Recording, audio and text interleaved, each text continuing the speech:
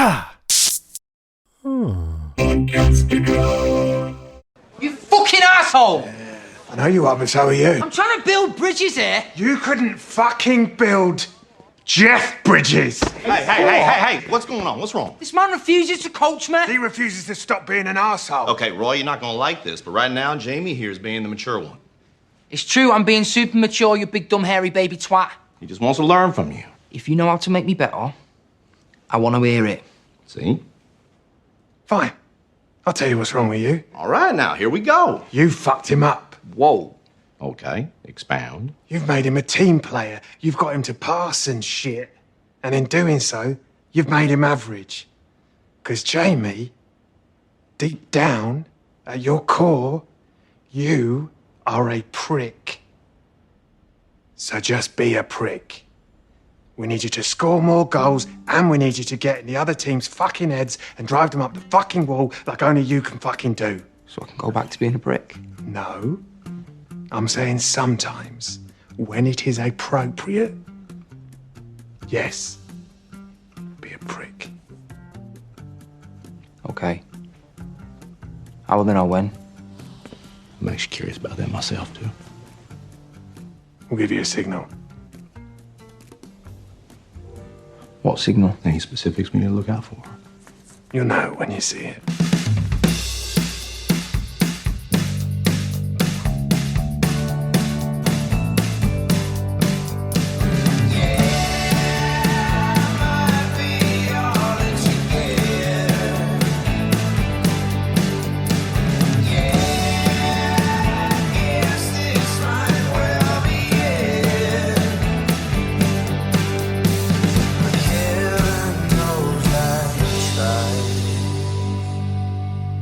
Welcome to another episode of the Revisited podcast. I'm Ben. And I'm Kristin. Just Kristin this week. This week we are covering Ted Lasso, Season 2, Episode 6, The Signal. And if you can't tell, we're both giving you the finger right now. Yeah. We're not, but Fingers up. Signals up. Bird by bird. Oh, wait, we haven't gotten there yet. I can't say that one yet. Yeah. Oh, well. God, it's a quick line that happens in a couple episodes. Bird by bird, coach. Before we dive into stuff about the episode, I haven't recapped it to you yet because I was saving it for the podcast, but I got to see Brett Goldstein this week. I'm so jealous. How was that? That show, so Thursday night, the show was at the Met in Philadelphia, which is a beautiful venue. If you're from Philadelphia, it's an old Metropolitan Opera house that they completely refurbished, and it's gorgeous in there. Even Brett Goldstein was on stage, and he was like, "This is one of the nicest venues I have ever performed at." But like, so a little bit of event here. Like, whenever you go to events, parking has become ridiculous. Like, not price wise? Yes. Not just in Philly, but like anywhere you go. I've been to hockey games where parking was like $50. I'm like, so parking for the Met was $50. I was like, I paid $70 for the ticket. I'm not paying almost the same price for the ticket as I did for parking. Well, I mean, okay, so anybody that doesn't live in Philly, if you go to the Met, is there public parking like around? There's a couple public lots, but because these shows fill up so fast and sell out, you have to buy your parking in advance. You can't Did you just do that? go. I didn't park. I didn't drive. Oh, good. So I took the train in. I took the train in the suburban station, which lets you out right by City Hall. And then I took the subway because the Met is on Broad Street. This is speaking for anybody who's familiar with Philadelphia. There's a subway that runs up and down Broad Street. So it was a 20-minute train ride into the city from where I live, and then a 5-minute subway ride back to or up Broad Street to the Met. So, not bad. Yeah, I was there in 25 minutes. Probably less time than it would have taken me to drive and park, to be honest. Right. And I didn't have to pay $50 for parking. Right. So, I took the train in and went to the show, and I had high seats. Like, I was in the back of the house. I saw your picture. It was pretty nice. Yeah. So I was up in the mezzanine back of the house, but I was right on the end, so I had plenty of leg space, which was great because that's what I enjoy. Because the higher you go up in those venues, the less leg room you usually tend to have. But I was right on the end, so I was like, "Yep, I'm good." Although my calves really hurt because I took the steps up to the mezzanine. Okay. My calves are still killing me. I got to the top of the steps and there was another couple that were up there and they were kind of like catching a breather before they found their seat, which is what I was doing. And we looked at each other. They're like we looked at each other and they looked at me. They're like, Jesus. I'm like, yeah, they don't tell you on the ticket. You need to be in shape when you buy mezzanine tickets. Because there's an elevator, obviously, but it fills up. It takes so long to wait for it. I was like, I'm just taking the steps. So anyway, I sat in. He had an opener, and the opener was good. And then Brett came out, and he was, no lie, I had tears in my eyes from laughing within the first 5 minutes of this show. Oh, I'm sure. He comes out and he has this book with him. He's like, we have a bunch of things we're going to try and get through. He's like, it's going to be about an hour. And then, if you're a good audience, I'll answer some of your questions that you left for me in the box in the lobby, which I completely missed the box. Oh, no. Otherwise, I would have put a question in there. So he does a little bit of Q&A, drawing these questions for the box. And so it's all off the collar, off the cuff stuff. Lasso related, right? No, it's actually really not. Most of it was Muppet related. Did he do anything with? Did he do it? No, he didn't do the Christmas Carol. He did, however, talk about one of the stories. I don't want to reveal too much for anybody who might have tickets and plans to go see him. Joe, press fast forward. No, don't press fast forward because he might not cover the same stuff. Because I've had people who have seen him and say he does this, and then he never did it for us. So I think he rotates material depending on where he's at. But he told this story about, doing Sesame Street and how it was like the greatest day of his life. He's like, so much so that I don't know if I could ever have children. because one day my child will grow up and ask me, Dad, was the day I was born the greatest day of your life? And I will be forced to tell my child, no. Said the man with no children. Well, yeah, that's what he said. Like, that's why I was like, I don't know if I'll ever be able to have children. He's like, my child will ask me that, and I'll have to tell them no. Like, it was great when you were born, but have you fucking met Elmo? Like, he does this whole bit about that, and then he does another bit about the word cunt. Oh, which. Did it go off well? Because it's not a great word. No, it goes off great. And that's the whole point of the bit. Like, he says, we're going to talk about this. He's like, and it's going to make some of you uncomfortable. He's like, but that's what I don't get. Like, why does this word make so many people uncomfortable in this country? Because in my country, we use it for everything. It's like, it's just the inflection. Because words have power. Have power. I hard disagree with him as a male. Sorry, but as a male, it's hard to disagree. But it's comedy, so it's a funny bit. He could do the same bit over the N-word because, well, that's what I'm saying. Well, because that word is bad everywhere. Yeah, but I mean, that word is bad in his country too. I don't even like hearing the C word. But okay. I call it the C word. You know what I mean? You're turning this into a debate, and I'm trying to just make it about my review of Brett Goldstein. Blah blah blah. Then don't come at me with that. No, your audience. But the show was absolutely hysterical. Like, I was laughing, so much so that I was almost tempted to get tickets to go again Friday night. That's awesome. But I didn't because I was like, it is $70. However, what I did do was I text my friend. I mentioned this last episode from one of my friends who's still one of the members of that morning show I used to work for. Oh, yeah. And I texted him as I was leaving the show. And I was like, dude, is there any way? I was like, I just left the Brett Goldstein show. I know he's in town tomorrow night too. Is there any chance you guys have him in studio tomorrow morning? And he texts me back like almost immediately. He's like, "No, we tried. Trust me, we tried, but we just couldn't make it. Like we couldn't arrange it." I'm sure like, he's damn. so busy. Yeah. Did he sing? He did sing. That's all I really. You don't have to tell me anymore. He does a song during it. Yay! And because I've seen the Muppet thing, and he's a good singer. He rewrites the lyrics to a song, and I'm not going to spoil anything about that.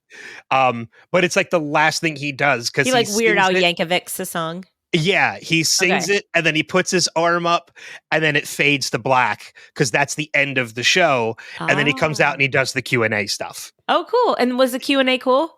Oh, the Q&A was great. That was where, like I said, that was where he was drawing the questions from the box. How long was the Q&A? 10, 15 minutes. So the show itself, the show started at 8. He had an opener who went on till about 8:30, and then the show wrapped up about 10. So it was about an hour and a half show with him. Oh, that's great. Yeah. So then when the show was over, my train didn't leave until 10:59. So I had an hour to get back to the train station. I was like, well, I'm not going to take the subway because I'm going to get back in 5 minutes and have to wait like almost an hour. So I actually walked. It was about a mile walk from the Met back to back to Center City proper to get to Independence Hall and Suburban Station. So that's a really good way to kind of like burn off the like adrenaline you have from a really good show. Because like when we got out of Pink, we went to the Pink show, Jill and me, and then our 2 girls. We went to the Pink show. And I think when Pink got out, we were very excited. And like we had to wait for an Uber for a while, but like we just kept walking and just I don't know. It was just there's just so much adrenaline when you go to a good show. Yeah. And I think walking it off is a really good idea. Yeah. So it's about like a 30 to 35 minute walk, back to the train station. So and it was Philadelphia. About it. It was Philadelphia at night, in the winter. And there was no rain. Like the rain had stopped. So I was like, it was perfect. Like I'm just gonna walk through the city and walk back to the train station, which is what I did. I had my earbuds in my ears. I was listening to music all the way back, and it was a good night. It was a really good night. You know what? I would love to see Brett Goldstein. I really would. And I'd love to go back to Philly. I miss Philly. Your night was perfect. Yeah. And it was better than the people that decided to go to the Madonna show instead, because apparently she took Madonna 2 was hours in town the same night. But she was playing the stadiums. So she was down like in a different area of the city. But apparently from what I read the next day, the show started at 8 and she did not decide to take the stage until 10 p.m. Yeah, she did that at Coachella the year that she was at Coachella. She was an hour and a half late to her own set, which if you've ever been to a music festival, you know that screws everything up when there's 5 stages for 3 days. Unless you're the headline. If you're the headline and you show up late, it doesn't screw up the schedule. At Coachella, you have to turn the lights and the sound off at a certain time because it's in Indio. It's right by Palm Springs. And the people that live there get pissed. I heard after time. I heard Coachella's dying. Yeah. Well, they turned it into a hipster trendy.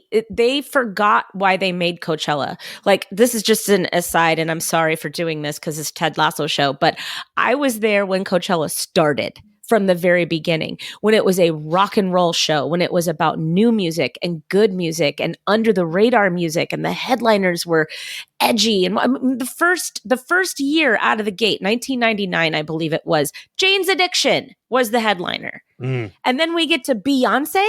How does Beyonce fit in with Coachella? I get it. Beyonce's super popular. I don't need Beyonce fans. I don't need those trendy girls with the flowers in their hair thinking that they're hippies when they're not. I mean, I just get so angry when I think about what Coachella has turned into, because Coachella used to be something that my friends and I held very dear to our hearts. Yeah. And it was ruined by mainstream media and new generation garbage.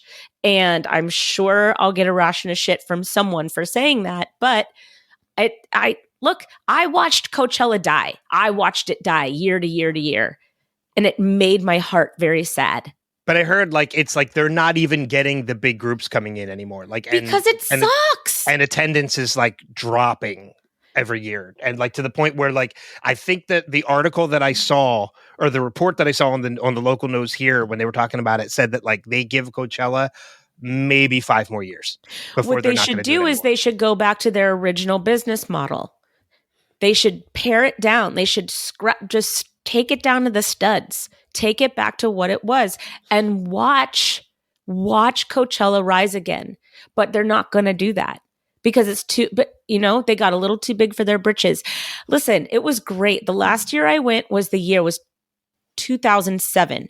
It was the year that Rage Against the Machine got back together. It was their first concert since they broke up, in the 90s or something like that.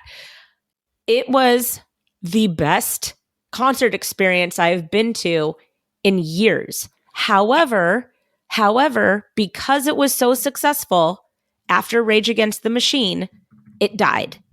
They just got bigger and trendier, and they lost what they were about. In my opinion, Rage Against the Machine was the last good year.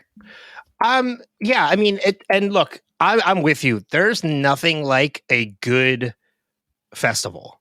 I love festivals. I went to the last festival I went to. It's been a while. The last festival I went to was in 2011, and it was headlined by Dave Matthews Band because I'm a huge Dave Matthews Band fan. It was headlined by Dave Matthews Band, meaning all 3 nights Dave did a set. But which is totally normal for Dave. Yeah, exactly. Yeah. And it was a different set every night, which was great. That's what he does. But it was in Atlantic City. It was at Banter Field outside of Atlantic City. So it was great. Banter, like BANTR? I'm trying to bring Ted Lasso into it. Sorry. I know, but Bader. I'm sorry. It's Bader Field, BADER. But what I loved about it was there were a number of bands there that I had heard of before and a bunch that I hadn't.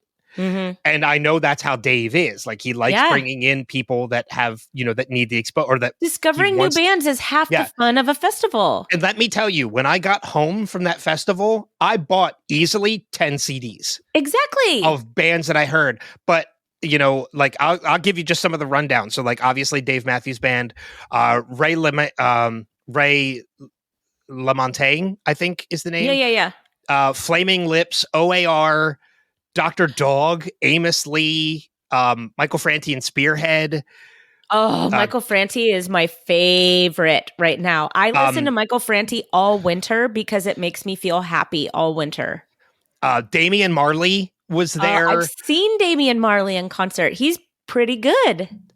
Fits in the Tantrums. Oh, I'm sure that they were high energy, weren't they? Yeah. Guster, Grace Potter, and the Nocturnal. Like it was a super awesome lineup, and it was. And that was 2011. But then that was 2011. So some of these bands weren't even. Some of these bands weren't even big yet. But that's what I'm talking about. That's why you go to festivals, because you see those bands and you're like, "Holy shit, that's so good!" Yeah. So I get it. I know where. I went to Jazz Fest back in 20 something.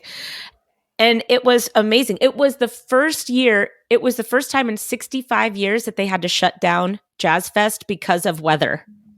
We were flooded up to our waist. And it's in a horse track. The festival is like in a horse track field or whatever. So we were all in like knee to waist high water with horse manure everywhere. And you know what? Fun. And you know what? It was awesome. But I mean, again, getting back to the reason why we're talking about this. Brett Goldstein was great. If you have the opportunity, if he's come to your town, he's still adding more dates because I think he's having a lot of fun. Is he going to North Carolina? I don't know. Nobody ever goes to North Carolina. No, everybody shies away from the South. Okay, with good reason. However, there's some of us in the South that are desperate for some of this stuff. I'm gonna repeat a joke that he opened with, and apologies if it offends anybody. But he comes out and he starts talking about how there are things in this country he doesn't understand, and for that reason, he would never run for office here because he has no idea how politics and government work. And then he immediately follows with, "So I'd be in good good company. And then goes off. Oh, that's so true. Meaning nobody in government really does, apparently. So, and you can tell, like, he doesn't get political, but you can tell some of the jokes, where he sides. Yeah. Well, is he sane? Yes, he's sane. Well, there you go. So just to lead into our Ted Lasso, because I do like doing a ladybug count every once in a while. But you don't usually keep it on the podcast. We usually do it before we start recording. Oh, really? I thought that did it. Anyways, my ladybug count is 7 today, which is less. I feel like you need to explain it now, because again, we don't talk about it on the podcast. I thought that we talked about it on the podcast. We bought a 110-year-old house about a year ago. And we did not know when we bought it that in the wintertime, ladybugs come here to vacation, create, procreate, and vacation. So I have had anywhere between I've had high numbers of ladybugs. I think the highest number I've ever heard you say was like 11 or 12. Okay. But I mean, that's just in this room around this window in my 5-bedroom house. So I'm just saying that I have 7. I said 7, right? Today it's 7. But if we go into my son's room, there will be at least a dozen. And it's all winter. And then they disappear for the year. And they go back outside. And 2 winters now we have had. I want to call it Ladybug Farm. You could. Or Ladybug Ranch or whatever. It's just funny. Anyways, ladybug count is 7. Okay. All right, fair enough. With quite a few dead ones. Well, that just brought it down. Well, the dead ones, I think that they just, they lived a nice life here. There you go. Let's talk Ted Lasso. Maybe. It's only 20 minutes into the podcast. I know. Sorry. This is the longest we've gone without ever starting. You know what you should do? Put it in the show notes. If you want to go right to the episode and miss our banter, go to 20 minutes. Oh, that's it. That I put timestamps for everything in the show notes. I put intro, I put main conversation, spoil, like all that stuff. So they'll know when they see the show notes, like 20 minutes main conversation, they'll be good. Yeah. Well, you know what? I don't care. It's fun. It is fun. It's banter. Ha ha ha ha ha ha ha ha ha ha. Hey, do we know if the banter names on the app are they just computer generated, or do the users make their names? I think users make their names because Rebecca's his boss lady. Okay, but what does Sam's mean then? What is Sam's? Do you have it's like LVN something? Do you happen to know what it is off the top of your head? Because maybe we can kind of. Oh, all right. So while you're looking that up, LDN 152. LDN 152. Somebody says that it's a connection to Tom Hanks's AOL nickname from You Got Mail. We talked about that last week. It was part of the rom-com thing, but he had that screen name before that. We had seen that screen name before last episode. So I don't buy that at all. I think there actually has to be something to that other than that. I don't know. But let me just put this out there again, as we usually do. We avoid spoilers as best as we can, but we are going to talk about them a little bit later. So if you want to avoid spoilers, check the show notes and you'll know where to jump out temporarily. Just make sure you come back. You'll know where to come back in the show notes when we talk about favorite quotes and all that stuff. Okay, I got it. So blah, blah, blah. Spoilers. So Tom Hanks's was NY 152 and Sam's London. Is LDN for London. So I guess that makes sense. So maybe they did that. They were throwing that in there before they did the rom-com heavy Unism reference. What did you say? Unism? Yeah, Rom-communism? Yeah. So maybe they threw that in there knowing they put that reference in there before they even did the rom-communism episode. Okay. So yeah, LDN for London makes a lot of sense. What is it? Mystery solved. Yeah, there we go. That was a very short-lived mystery. But Ted Lasso, season 2, episode 6, The Signal, which is so great. I love when we get to that point. This is, to me, Ted Lasso at its finest. Okay. While I thought last week's episode was super cheesy and just, I don't like tropes. We all know this now. This season felt like we were back on track, that we were back on track with the characters and the story, and we were going somewhere. I do want to put this out there real quick too. You fall in the minority too. Oh, I get that. Because we put the word out, like we were curious, like where other listeners fall when it comes to like the rom-com stuff. And I think you were the only one that were like, I didn't like this episode because, but or I had a hard time with this episode because I don't like rom-coms. There were so many people that were like, I don't like rom-coms either, but I love this episode. And that's okay. That's totally fine. I put it out there, and hey, if I started a conversation, then that's good too. Yeah. And I just want to say I appreciate listeners actually speaking up and telling us what they thought about that, because that was good. I love that we put the word out there and they told us what they thought. I'm sorry. I don't like them. I don't even like love the tropes, not the listeners. Right. Yeah. I mean, you and I, whenever we talk about movies, I get really bugged about, what you and I hate, the term love triangles. We hate it when movies fall into tropes or get too predictable or get too cheesy. I'm not a cheese person. I don't like cheesy stuff. If it gets cheesy or campy, I'm just like, why am I watching this? Well, I mean, and to be fair, like I do agree with you when it comes to that kind of thing, but I also thought when it came to Ted Lasso and that episode last week with I was called it Lavender again, Rainbow, I felt it was, as much as I'm the same way, like I dislike overused tropes, I just thought that Ted Lasso's use of them was very tongue-in-cheek, and they knew they were doing it intentionally. And for that reason, I appreciated them and actually enjoyed it. If it felt forced and it felt like they were trying to do it like subtly, I would have felt the same way as you. But knowing that the writers were just throwing as many in there as possible just for fun, for the fun of the episode, I was like, okay, like I enjoy this. I think this is a lot of fun. And that's awesome. I just didn't. Okay. Yeah. Fair enough. But this episode, this is my jam. I loved this episode. There's a lot that happens in this episode. Holy crap, this is jam-packed. There's one moment in this episode that it's a matter of maybe a minute or two that I feel has so much great stuff involved. And it is literally, it's the moment where they give Jamie the signal. There is so much that happens in that moment when it comes to Ted, when it comes to Roy, and it comes to Jamie. And Nate. There's a lot of stuff packed into that 1 or 2 minute moment.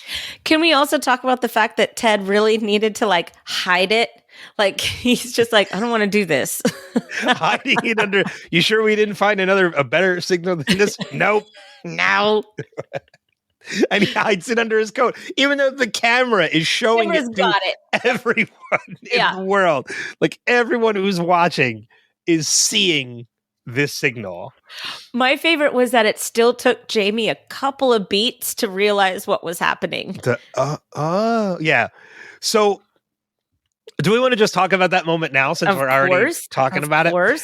So in that moment, like when I look at my notes, there's so much that happens. Like Jamie gets that signal, and like there's this smile on his face that like, yes, he gets to be a prick. Yes. Again. And he calls his shot. Like he calls it out. Like he says, like, here's what's going to happen. You're going to foul me, and then I'm going to score from all the way back here. And like he gets fouled, and like he calls his shot exactly. He Babe Ruthed it. Yeah, exactly. He gets fouled by that same player. Everybody gets upset that he gets fouled, even though Jamie knew he goaded him into it. And then he takes that shot, and Roy is like, like, well, should we call some kind of trick play? He's like, nope, no need. Little prick's gonna make it from there. And they're like, no, it's too long. and he kicks it and he makes that shot. And then that right there is where all this key stuff comes in. Yep. Because you see Jamie has his confidence back. Yes. He never really like he had most of it back, but now Jamie is fully this confident, great player again. But we also see that Jamie responds well to being coached, which I don't think has happened yet. No. So there's that. And then we see genuine excitement from Roy when he makes that point. Yes, he was such a proud papa. He was so happy and excited when he makes that point. And I think that's because this is the first real moment, other than McAdoo earlier. This is his first real moment as a coach on the team where he sees something he genuinely made happen. Like he coached into happening. Like he obviously he's like, we see him coach Colin and Bumbercatch a little bit earlier on in the episode, but like this is Jamie Tart. I think that what you're trying to say, what I'm hearing is that he has his own breakthrough that he can coach Jamie. Right? He can, and Jamie has his breakthrough with, okay, we can work together. Cause Ted says it early in this episode, you have your own history. You have to work it out. You can't just come to me if you're having a problem with another coach. Yeah. But that whole scene with them actually like coming to a head and pushing each other in the locker room. And then Ted is like, ooh, I'm kind of interested in this answer as well. Like he was the perfect intermediary in that scene. Yeah. But I mean, even going back to the point where like when he makes the point, like after Jamie scores and he looks at Roy and he gives Roy the finger back and Roy just kind of like has this like playful, like, all right, like I get it. You did it. Yeah. And it's such a great moment for Roy. It's a great moment for Jamie. And it's a great moment for Roy and Jamie. Yes. And, anybody that has seen the show knows that this partnership just gets stronger every single episode. This is our breakthrough episode with Roy and Jamie. And I really think that this is one of the best parts of Ted Lasso as a whole, is this relationship, is how this partnership between Roy and Jamie, even from the very beginning to the very end, it is, I would even argue to say that it is the main arc of this story. Well, you look at season 1, and these are two characters that even though they begrudgingly respect each other, they didn't like each other. Because a lot of it stems from, as we talked about for season 1, Roy saw a lot of himself in Jamie. Yeah. His younger self in Jamie, and Jamie didn't see anything other than himself in himself. Yeah. So we've seen a lot of growth in both of these characters separately. So now that they're together again, now we're seeing that, like, yes, the respect for each other is still there, but now they actually kind of like each other. Yeah. They do. Well, begrudgingly on Roy's end. Yes. I think Jamie really looks up to Roy. Like he has since he was a little kid. We know that, right? Mm-hmm. But I think that while Jamie is on the path to trying to become a better man, a better player, I think that he is remembering the idolization that he had for Roy Kent. And it's kind of cracking through in small moments, Yeah. And that to me is the fun part, because Jamie is at his core, Jamie is still a little boy who is trying to find acceptance from someone other than his mommy. And I agree with that. You know what I mean? But it's been great watching Jamie along this way too, because he's even become, as we've seen, we're seeing now two sides of Jamie that are actually able to kind of mesh together, because we've seen Jamie the prick in season 1 who takes all the attention, takes the spotlight, takes the point whenever he gets the opportunity instead of passing the ball. And now we're seeing that come back again, but we're able to see that part of Jamie mesh with the team player Jamie. Well, and I'm sorry, keep going. No, I was going to say, because up until that point, he's been passing. He's been like, we see Danny score in the beginning from a pass from Jamie. Like, he's become a team player. He's celebrating with the team whenever another player makes the point. And now we're seeing a great blend of both sides of Jamie able now to coexist. Jamie needed to pull back, though. You know what I mean? He needed the respect and the acceptance of his teammates, because he came back into an already solidified team where they got healthier when he left. And now it's like the cancer has grown back, right? So what are we going to do here? Yeah. So I think that Jamie needed to have this time where he did pull back for a while. And Roy was right that Jamie's not playing at his peak, but Ted is right in the fact that he had to soften himself considerably to be a part of this team again. Well, you look at the drastic difference too in that season 1 Jamie, whenever he was the prick and he made the point by himself, there were people that were upset that he didn't pass, he didn't share, right. and they hated him for it. Right. And now in this moment, when we see prick Jamie come back and he scores the point, everybody's happy. It's like, okay, yes, now we're in a good spot. The team is excited. They celebrate with him when he makes it. Yes. It's trust, right? And then they see, okay, we see this isn't Jamie. This is Jamie putting on a show for our team to win. Yeah. It's a a big difference. This is a matter of, this isn't a selfish prick. This is a supportive prick. Yeah. I know it sounds weird. I forgot the signal. Was the middle finger. I, for some reason, was expecting them to all grab their balls. I don't know why that is. Because he wanted them to be a prick. Oh, okay. All right. So, but no, I love that would have been a little bit better than a middle finger, but it is a Roy Kent signal, so that makes sense. Well, and here's the differences too. When you look at, it's kind of weird to think about too, but the signal itself means something different from all 4 of those coaches. If you think about it, Roy is giving him the signal because here's your signal. Fuck off. Be a prick. Yeah. Ted is hiding it. He's very hesitant to do it. Very uncomfortable with this. Yeah. He's incredibly uncomfortable doing it, but he's going to do it for the sake of the team. Coach Beard is doing it just because it's what needs to be done. And it's fun. Nate is doing it because he still doesn't like Jamie. Yeah.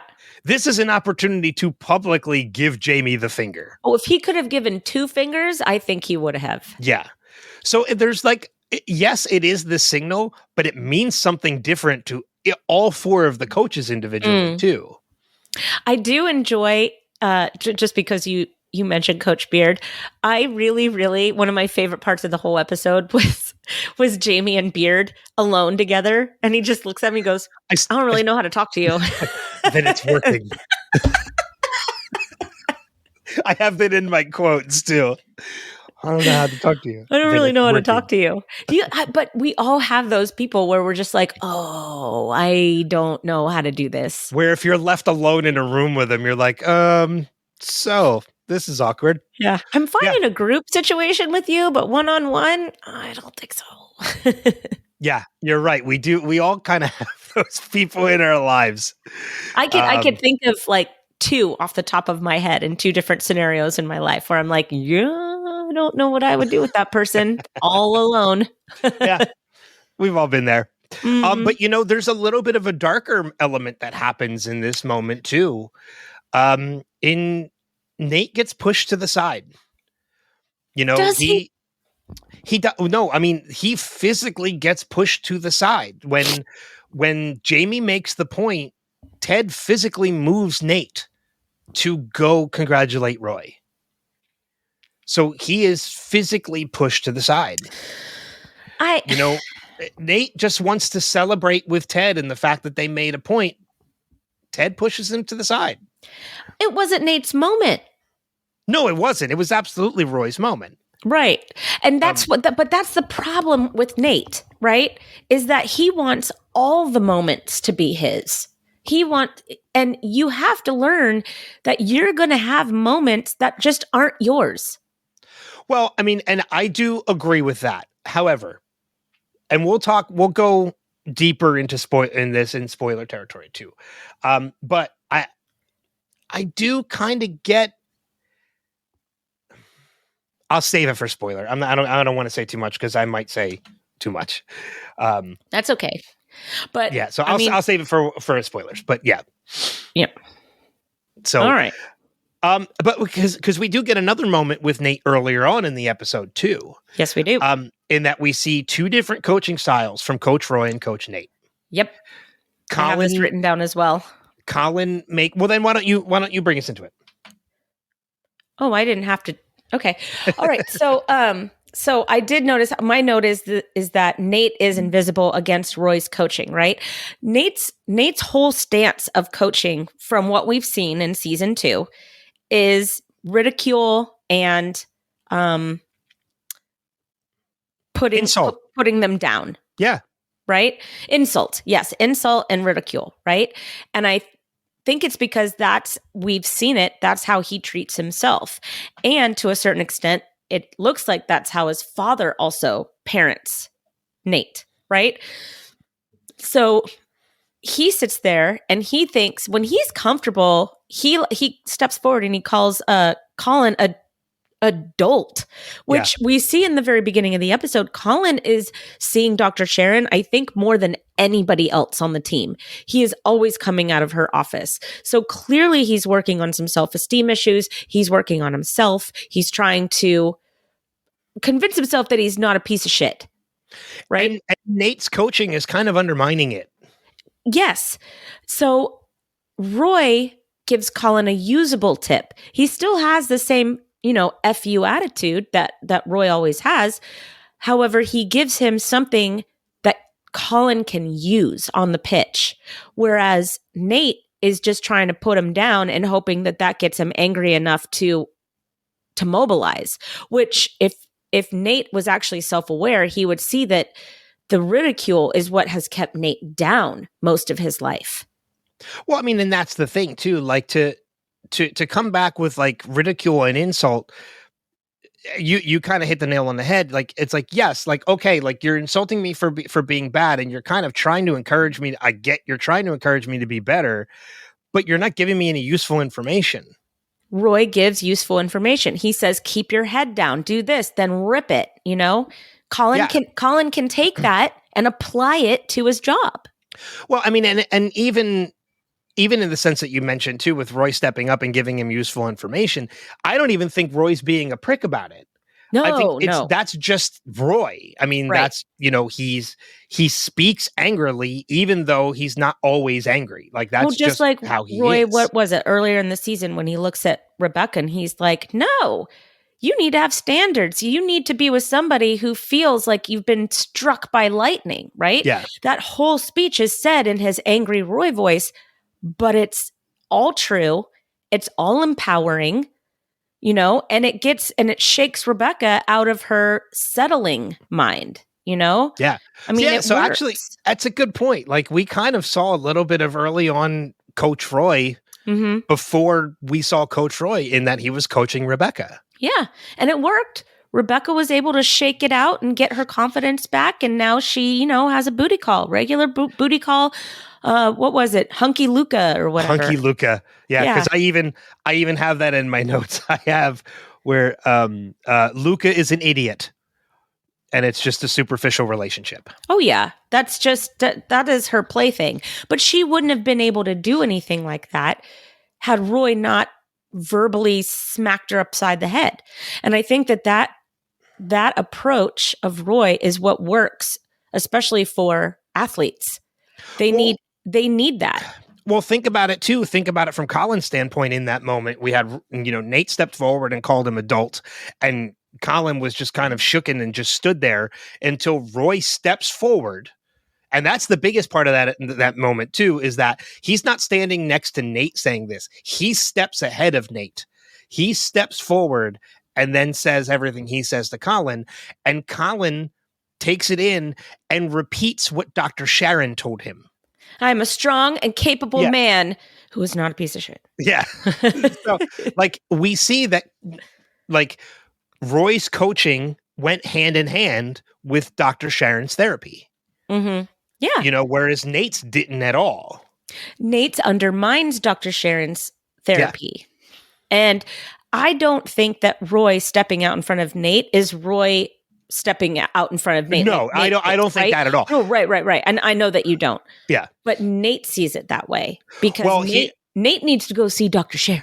Well, but in addition to that too, I also see that as a learning moment for Nate because, and I don't know if this is a positive learning or a negative learning, because Nate sees in that instance that Roy steps forward, puts himself up to the front, says what needs to be said, and then it works. Nate uses that later on in this episode. Yeah. After Ted leaves the pitch and they see like the coaches are all confused as to what needs to be done after like the other team scored another point and Richmond needs to come back. Nate has an idea. So what does he do? He steps forward. He spits because that's his thing now, apparently. Yep. And then he steps forward and gives the order. Right. But the big difference is that I don't know. And he does well in that moment. Not only does he do well, but he gets praised by Roy and Nate and Beard. Roy gives him the kudos. Yeah. Because who was it? Was it Rebecca? Rebecca that said, congratulations, Coach Roy? Yeah. Rebecca says, congratulations. He's like, nope, that's all Nate. So what's important about that is that he's not just giving the kudos to Nate to kind of boost him. It's legitimate because he's praising Nate when Nate's not even in the room. Mm-hmm. It's one thing to praise somebody to them. It's another to praise them when they're not there. Mm-hmm. Absolutely. Because then it's legitimate praise. Yeah. Roy knew it. And Beard knew it the moment that he stepped up and they were just like, all right, like they put their hands up and they kind of just stepped back. And they let him do it. They said, you know what? And that's the lasso effect right there. You know, Beard and Roy have already been changed into better people because of Ted. Nate has not taken the bait. Nate's using Ted as his ammunition for why he's not getting what he views as quote unquote his. But here's the question. Had Ted not left the pitch, would that moment have even happened? I don't know. Would Ted have allowed that to happen? Maybe, probably. Do you think that Ted doesn't really respect Nate anymore? Is that what you're getting at? No, I think I don't think it's, does Ted not respect Nate? Does Ted not see Nate's true potential yet? Because we've kind of seen Ted undermine that a little bit too. Last week when Nate thought he was a big dog and Ted just kind of laughed it off. I'm sorry. I would have laughed too. I would have thought that was a joke. Honestly. I would have too. I laughed when he said it in the show. I was surprised that Beard knew that he was serious, which says more about Beard than, anything else. But you also see, though, again, every single time Ted walks into the office, who is Beard talking to? Who is Beard usually engrossed in conversation with? Nate. It's Nate. Yeah. Those two have been talking to each other in the background and have developed a relationship with each other that really nobody's paying attention to. It's just in the background. This episode, Beard and Nate are, I said Neared. That's their ship name. Beard and Nate were talking about tortellini as Ted walked into the office. Yeah. And, that says to me that, well, remind me in spoilers to expand on this. Okay. Where do you want to go next? I'm going to stick with Nate just for a minute here. Okay. And talk about like that play where he comes out and he tells McAdoo to park the bus, like he pulls the triple substitution, which apparently is rare. Tells him to park the bus, and it's a play that legitimately works. They score another point, they win the game, and they move on to the semifinals of this tournament. And we see from this, in a mistake that Nate makes, Nate the Wonder Kid is born. Kid, not Wonderkind. That's what I said. No, Wonder I Kid. know. Sorry. Oh, okay. I was just re-emphasizing it. Yeah, he doesn't realize that it's Wonderkind. That, completely different spelling. Well, in 2 letters, it's completely different spelling. But yeah, he makes that mistake, and the news runs with it, and Nate going forward will now be known as the Wonder Kid. Sorry. Which I got a Leslie Higgins. your noise came back, huh? But it's, we see that, like, again, similar to, I think, Rebecca and Keeley giving Nate this confidence that might not be warranted and might be too much too quickly for Nate. We're kind of seeing that is going to happen again, in that everybody on Twitter is talking about Nate. They're all calling him the Wonder Kid. They're all giving him all this praise. And which he's going to drink his Kool-Aid deeply. Exactly. I'm not saying it's not rightfully deserved praise, but it's going to go to Nate's head. Well, because he has not been properly mentored. And I think that we discussed this last week, is that he was brought up under Ted, and then Ted forgot to mentor him. And yeah, they brought him into this position, but didn't. It's an honest mistake on Ted. Ted is going through a divorce. He's having severe anxiety that up until the last moment of this episode, he's been largely ignoring. He's living in a new country. He's away from his son. I mean, he's got a lot going on, so that when it comes time to mentor the person that he moved up to a coaching position, he neglected that part of his job, and he's going to have to kind of deal with the fallout of that. What's funny, though, is that Beard probably sees this in the fact that he's a very observant person. I think that we've all learned to kind of trust that if Beard chooses to speak about something, it's going to have some weight. Why didn't Beard also step in? Well, and I think there's a big correlation with this, with something else in this episode too, that kind of maybe plays into that a little bit. And that is when you see something from the outside, sometimes you don't speak up about it. And because we see that this episode when it comes to Beard and Jane, Beard and Jane, when it comes to Higgins wants to say something because he thinks this is a toxic relationship with Beard and Jane, which it is. Yep. And at least right now, it's toxic. We won't say too much about the future, but right now, yeah, it definitely seems a little toxic. But everybody is telling Higgins, like, no, don't say anything. And you know what? I'm kind of with him. I'm kind of with everybody else. Like, you don't say anything. Right. As much as you want to, you need people to make their own mistakes because they have to learn from it. And people kind of, if you say something, if you speak up, and it's taken the wrong way, you can be resented for it. Yeah. Oh, now I have had experience with this. Me too. When I was 20, 21 years old, I said my piece to my best friend about her relationship, and I lost almost all my friends for about 3 years. And I deserved it. Because there's two sides to it. Because like I said, you can be resented for it, and that's because when you're in the situation, like Beard is, you don't see it that way. Mm-mm. So unless you're you don't see it's the whole adage, like you see things better from the outside than you do from the inside. Beard doesn't see it as a toxic relationship because he's in the relationship. Everybody else sees it.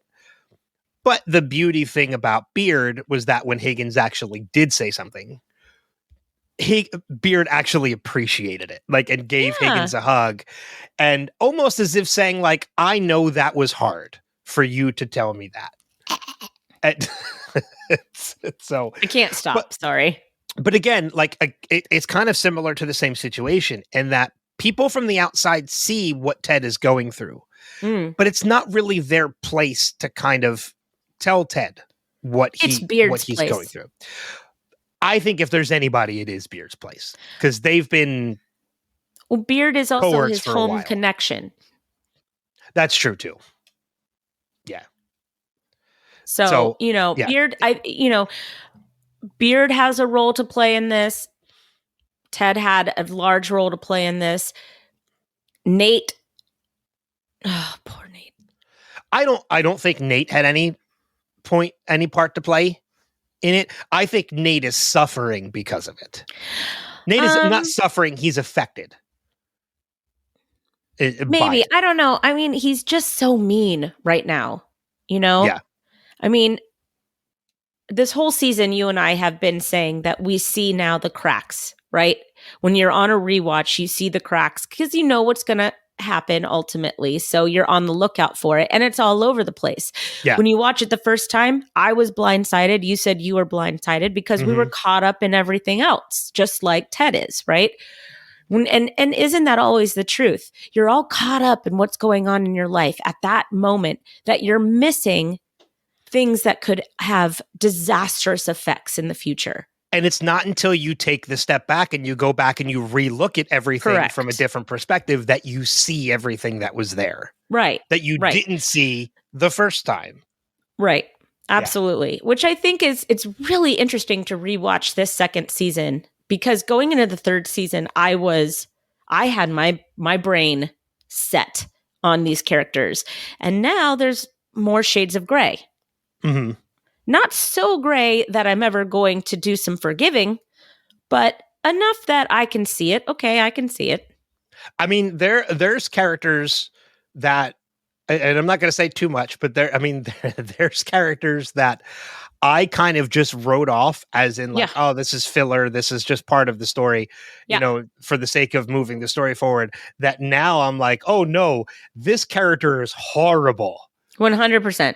Yeah. We both know who we're talking about. Yep.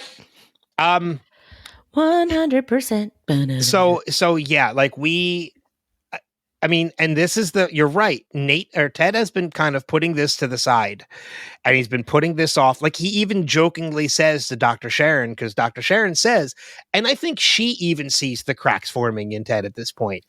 She sees Ted as going to have a breaking point at some point, and she's trying to gently say, like, Ted, you can always make an appointment. And at the beginning of this episode, he is in manic mode. Well, when Dr. Sharon says that to him, he kind of writes it off. He's like, oh, like I can talk forever. Like even after a half hour, you're going to be wondering when I stop. Like he's putting this off. It's not even that he's putting it off. It's that all of this energy has been building up for so long, right? That he's got this, it's almost like he's in manic mode, when like people that are manic depressive, they go up, they go down, they go up, they go down, and it's severe, Yeah. And we see at the beginning of this episode, Ted is up. He is up, right? He's talking more than we've ever seen him talk. Really, in the beginning, he's talking to everyone. He has got his hands in everyone's life. He's over the joking. He bypasses the psychologist. He, he's everywhere. And then by the end of this episode, he is crumpled in a ball on the couch after leaving at the most pivotal part of the game in his job. And he's but what I'm saying is we've gone from highest high to lowest low in one episode.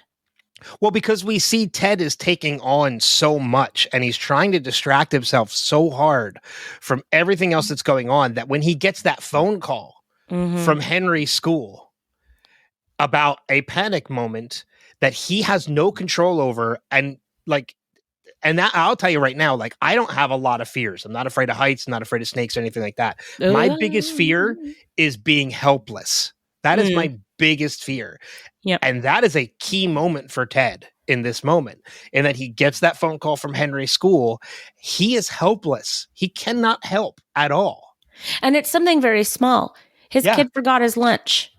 He's missing out the day-to-day of his life, of his son's life. That I think is the kicker. It's not that there's a panic moment. It's that I'm missing even the small parts that you take for granted as a parent. My kid forgot their lunch to school today.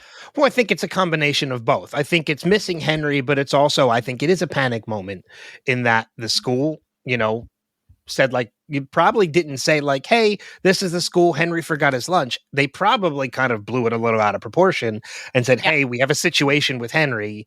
Because we hear Ted say like, oh my, is everything okay?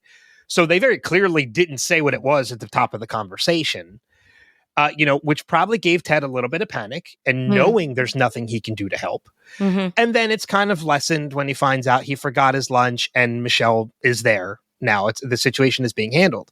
So, you take the elements that like he's missing his son in regards, in addition to the fact that if anything ever does happen to Henry and this situation was worse, there's nothing he can do to help. Absolutely nothing. And he had to tell the school, I work in London, which means that they're going to cross that name off the list at the school. And that is devastating. And then we see, like you said, like he is on a high to the point where he takes that phone call. It sits with him. And then it takes seeing Jamie celebrating scoring a point to kind of click. And like you hear him say, like you hear Henry's voice say, Jamie Tart. As somebody who has had panic attacks, as I'm sure you have too, the smallest things can trigger that. Yeah. And then you're done. And then that's it. His hands. We see his hands. He shoves them in his pocket. I do love the fact that it absolutely 100% looked like he was about to have explosive diarrhea. Yeah. Yeah. When he walked off that field. I agree. And that's what everybody, that's the newscast or the commentators and everybody said. Which is totally fine, right? Everybody's like, been there, Yeah. But this is the first real panic attack we've seen Ted have this season. Yes. And again, it's as somebody who's had them before, they can be triggered from the smallest thing. They can come out of nowhere and they can crush you. Yeah. It doesn't matter what scenario that you're in. And as you mentioned too, like when he leaves at a key point, it almost costs Richmond the game. A fish cake. What's that? Remember he said the commentator said it's the destructive force of a fish cake can have on a team or something like that. But I mean, like we see that the team is clearly distracted by Ted leaving and it costs them a point. Yes. And it takes Nate stepping up to give them the park the bus play for them to actually come back and win the game. Which is going to come back on us next episode or the following. I think so. That's going to come back. So, but I mean, kudos to Ted. I mean, not for walking off the field in what he did. I mean, clearly it's the only thing he could have done. I'm not saying he should have stayed on the field because it would have just made him worse. He needed to get away from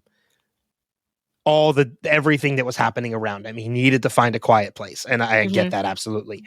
But kudos to Ted for the quiet place that he finds is Dr. Sharon's couch. This is a huge moment for Ted in that he is giving in. Moment. He is giving in and he is turning to Dr. Sharon. I think that he also needed to trust her in order to be on that couch. And while she doesn't give up a lot of herself to make Ted comfortable, she has stayed consistent long enough for Ted to trust the consistency of the mysteriousness of Dr. Sharon. Mm-hmm. Yeah, 100%. And this is very similar to, we mentioned the relationship between Jamie and Roy. This is and we saw kind of the start to what becomes a great relationship between those two characters. This is the beginning of the Ted and Dr. Sharon relationship. Which is great. Yes, we're going to see a lot more of this, and this is the start of it. We've seen hints to it, but like they've only been teases. Yeah. This is the absolute beginning now. Which is great because, before I watched this episode, I always like to kind of think about what we've seen so far and what I think I remember. And so before I sit down and watch it, it's just something that I do. But I did think to myself how underutilized Dr. Sharon has been this entire season. On screen utilized. So I'm excited to see more of Dr. Sharon coming up in the rest of this season. And I'm wondering if the writers felt like they might have underutilized her in season 2, which is why they use Trent Crimm as much as they do in season 3. But I could be just overthinking that. I don't know. I feel like you could be right. Because I feel like they used Trent Crimm beautifully in season 3. And I feel like they could have used Dr. Sharon a lot more in season 2. Well, because, and you're right. We haven't seen a lot of Trent at all this season. No, and I miss him. We're definitely still going to see him this season. But I miss him. Up till this point, we haven't seen much of him. Actually, I think next episode, we're going to start seeing Trentagram. That's again. Trentagram? Trentagram. You messed it up. You're stupid. I think another thing that really hit me when it came to Ted and this panic attack, and other than the fact of him turning to Dr. Sharon, is seeing Rebecca's concern for Ted. Rebecca is so interesting in this episode. I don't know if you've realized it, but they dressed her in very soft colors this episode. She was in a lot of whites and neutrals, pinks, pale blues. They softened her much more than they have in the past. And I think it's because they needed her to be a daughter and not a boss lady in this episode. And it worked. I can see that. She showed a vulnerability with her mom in the episode that we haven't really seen before with her. Well, not only that, but one of the things I love about Rebecca and her mom in this episode is that we see, like, for example, the scene where they all go to lunch together, where it's Rebecca and her mom and Ted and Keeley come along. Rebecca's mom is going off on this, Deborah is going off on this whole thing about what she's been discovering about life. And Ted and Keeley are just so engrossed by everything that she's saying. And Rebecca is looking at her mom very similar to how we all look at our parents when we're younger, as in, like, God, you are so annoying. Yeah.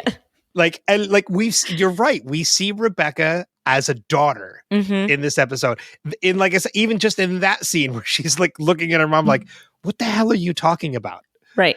Everybody else is so engrossed in this conversation, but Rebecca, why are you speaking? Like, what are you talking about? But then Deborah goes to the bathroom and Rebecca reveals to Ted and Keeley why she's not engrossed in this story. And we learn that Deborah's been doing this since Rebecca's been in college.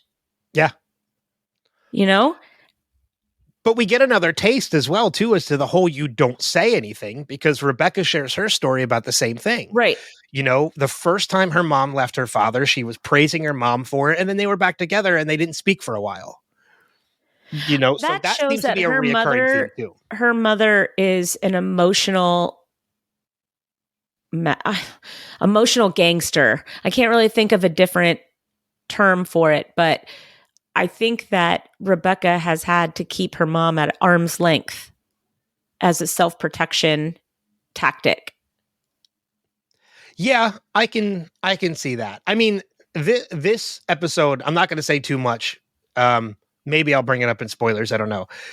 This episode, in my opinion, is setting up another episode. Okay.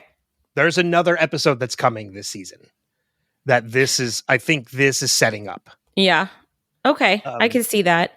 I don't know. I really, really like Rebecca in this episode because we see all of her softer sides. We see her as a daughter. We see her as this vulnerable woman who is having this expanding relationship with somebody that she's never met before on Banter. Mm-hmm. And then we also see her looking in on or counseling Leslie or Higgins, and then watches Higgins go with confronting Beard anyways and having that all work out. We see Rebecca soften enough to, it looks like she wants to come home and have a really nice, honest talk with her mom, but her mom pulls the same crap that she's been pulling forever. Well, I think you kind of hit the nail on the head too when you mentioned Higgins. She sees that Higgins goes against everybody's advice and talks to Beard anyway.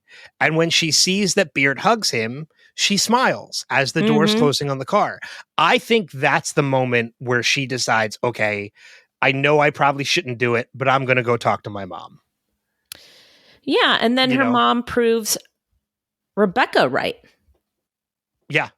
You know? That she went Dad back. got me a Tesla. Oh my gosh. I would just I'd rip it up. I'd rip it up and I'd throw the shepherd's pie away. No, it's a shepherd's pie. I don't care. I'd be so mad. It's a cheesy top shepherd's pie. Whatever. I mean, that's like... Listen, I love shepherd's pie. I Me love too. it. I love it so much that I want to make it right now. This is literally going to take me like 10 seconds to mention. I just found out a store by me makes a pierogi quesadilla. Ooh. I will be trying that tonight, but I digress. You Pennsylvanians and your pierogies, I swear. They're so good. Uh-huh. But again, like, yeah, you mentioned like seeing Rebecca's concern for Ted as well. Like when she sees Ted walk off the field or off the pitch, nothing else matters to her in that moment. She doesn't even care that her team won. No, she just doesn't. Yeah, she is concerned with nothing more than Ted's well-being. Yep, and seeing his jacket on the floor, which bothered me because that is a nitpick of this episode. She sees Ted's jacket on the floor, but when Ted is revealed on the couch, he's wearing his jacket. Oh, I didn't even notice that. Yeah. That was a little nitpick for me. Like, I can easily let it go. But when he sits up in Dr. Sharon's office, he's wearing his jacket. Yeah. Okay. Weird. I didn't even notice that.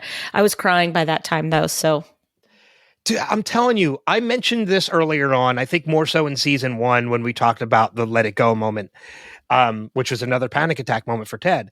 I said this before, and this resounds today, and it will continue until the rest of the series. When Ted cries, I cry. It's just... when any male cries, I cry. I have this problem when I see a male cry, I start crying. Like every time. It's become a joke. There is a moment coming up when you talk about when a male cries. There is a moment coming up, I think in like maybe only 2 episodes, that gets me every freaking time, and all I say is that it's a hug moment, and I'm like, ugh. I'll mention it in spoilers. All right. So I did pick up on a theme for this episode, and I think that if we were to like attach a theme to this episode, I think that confrontation would be a really good one, because it feels like every character is confronting something about themselves. Rebecca's confronting the fact that her mom has this horrible psychological cycle that she puts everybody through all the time. You have Nate confronting his own confidence. You have Beard confronting his relationship with Jane. You have Jamie and Roy that are confronting each other with the bad blood between them. You have Ted confronting the fact that he finally needs help and needs to ask for help. So to me, there's a lot of confrontational elements to each character where it just all kind of comes to a head. Mm-hmm. And now we're going to kind of see the fallout from this game throughout the rest of the season, which I think is great. I agree with you. I think confrontation is a great theme, because I was going to say the only other theme I could think of, if it wasn't confrontation, would be poor little cake, soggy bottom. That was awesome.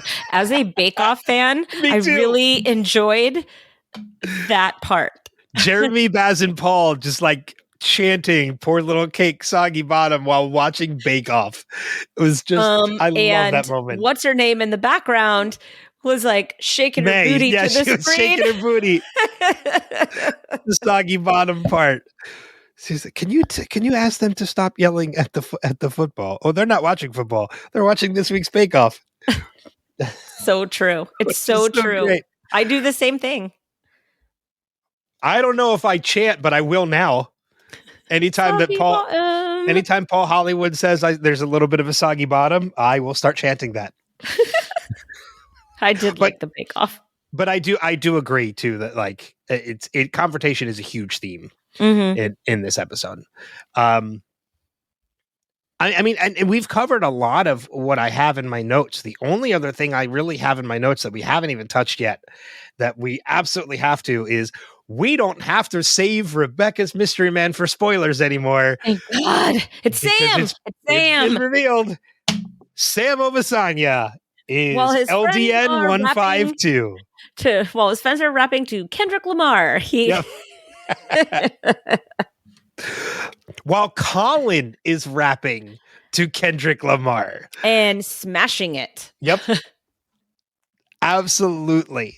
Oh, but yeah, it's so cute. Crazy day at work. Yeah, a little bit, Sam. A little bit. But it was funny too, because like we see Rebecca is checking their messages at the end of the game.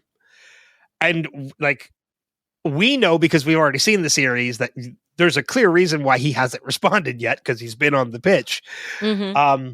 And like we said last episode, they kind of hinted that it could have been Ted. Mm-hmm. But no, we get the big reveal at the end of this episode that Sam Obasanya is the mystery man. And this is going to be a fun journey to see where this goes next in the future. I totally agree. Yeah. So totally agree. It's a fun little bit that's coming up. Yeah. Agreed.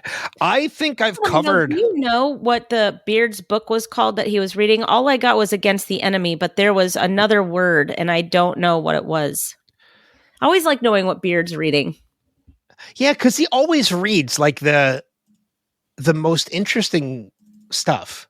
Yes. Inverting the Pyramid, I think, is another one he reads at one point. Something Against the Enemy. Is it, at what point is he reading the book? Is it? Oh, when Jamie doesn't know how to talk to him. Let's see, because I can kind of scroll through a little bit as we're talking to see if I can find it.